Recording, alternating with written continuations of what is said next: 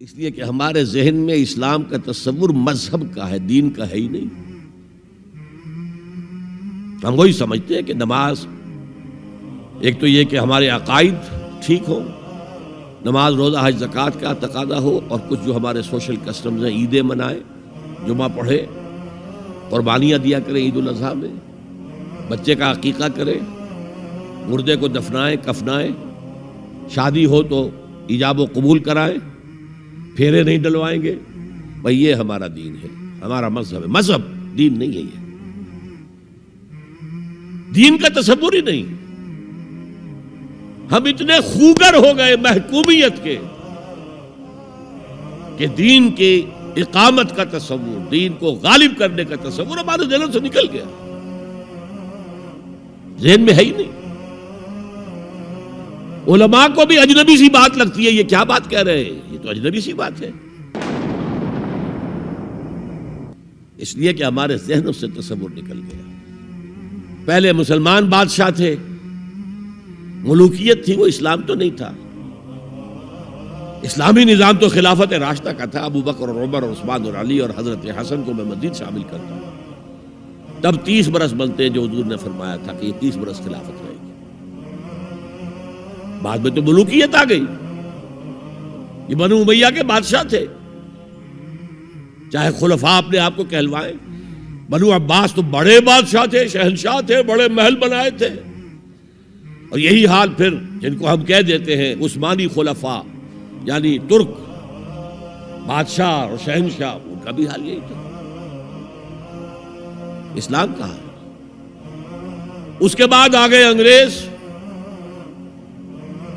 انگریز نے کہا قانون ہمارا ہوگا، کرمنل لا ہمارا ہوگا، CRPC ہماری ہوگی، سول لا ہمارا ہوگا، نظام ہمارا ہوگا۔ ہاں نماز پڑھ سکتے ہو، روزہ رکھ سکتے ہو، ہمیں کوئی تمہارے مذہب سے کوئی دشمنی نہیں، بلکہ انگریز نے تو بڑی رعایت کی تھی۔ اس نے کہا تھا تم اپنے فیملی لاز بھی اپنی مرضی سے جیسے چاہو طے کرو۔ آج مسلمان ممالک میں سے بھی اکثر نے اپنے فیملی لاز چھوڑ کر یورپ کے فیملی لاز اختیار کر لیے، اور پہلی مرتبہ یہ کام کیا تھا ترک نے، اور یورپ کے اخبارات نے پھر تنزیہ لکھا تھا کہ یہ عجیب قوم ہے، کہتی ہے کہ بہترین قانون ہمارے پاس ہے، اور حال یہ ہے کہ فیملی لاز بھی ہم سے مانگ رہے ہیں، رومن لاز سے اخذ کر رہے ہیں فیملی لاز، یہ ان کا حال ہے، کہتے ہیں بہترین قانون ہمارے پاس۔ تو انگریز کے آنے کے بعد اب ہمارا علماء کا قال اللہ و قال رسول یا مدرسہ چلا لے۔ بہرحال انہوں نے بڑی خدمتیں کی ہیں، اگر یہ نہ ہوتا تو شاید ہمارے ہاں مساجدیں آباد ہی نہ ہوتی۔ کم سے کم علماء نے وہ پوزیشنیں جو ہے وہ پر کی ہیں، ایک ڈھانچہ جو ہے وہ برقرار رکھا ہے، اس میں کوئی شک نہیں، ان کی خدمات ہے۔ لیکن انگریز نے تو جو بھی تھا صرف اتنی آزادی دی تھی، اسی کو ہم ذہناً ریکنسائل کر چکے ہیں، بس اسلام یہی ہے نہیں۔ اور آج میں آپ کو بتا دوں، امریکہ اور انگلینڈ خاص طور پر، اور بقیہ عیسائی مملکتیں بھی بالعموم، اسلام کے خلاف جو جنگ جاری کر رہے ہیں، اور تیزی کے ساتھ یہ بڑھے گی، اس کا بھی معاملہ یہ ہے کہ مذہب کی حیثیت سے اسلام کے خلاف ان کی کوئی جنگ نہیں۔ جب بش کہتا ہے کہ ہم تو اسلام کے خلاف نہیں، صحیح کہتا ہے، سچ کہتا ہے، وہ یہ کہہ سکتے ہیں you have come here, you have purchased churches and synagogues and converted them into mosques, did we object? تم یہاں آئے، تم نے چرچ خرید کے مسجد بنا لی، سینیگوگ یہودیوں کا خریدا اور مسجد بنا لی، ہم نے کبھی روکا تمہیں؟ تم نمازیں پڑھتے ہو، ہم نے روکا؟ روزے رکھتے ہو، ہم نے روکا؟ بلکہ رمضان میں وائٹ ہاؤس میں ایک افطاری بھی دے دیتے ہیں تمہیں، سیریمونیل۔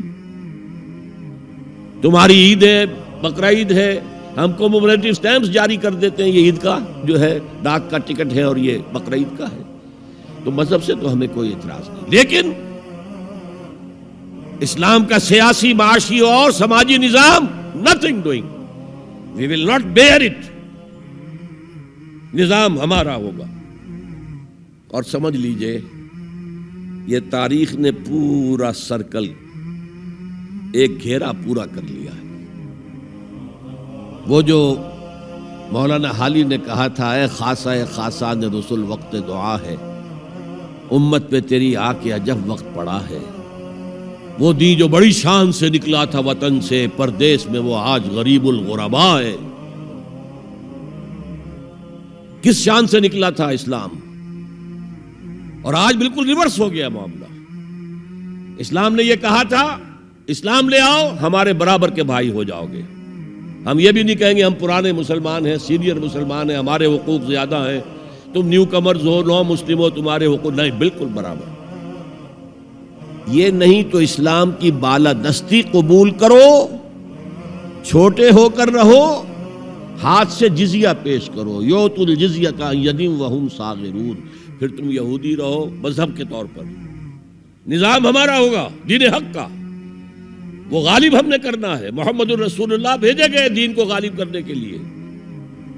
ہمارے اندر طاقت نہ ہو تو کیا کریں، مجبور ہیں، لیکن طاقت ہو اور پھر دین کو غالب نہ کریں تو ہم تو غدار ہیں اللہ کے۔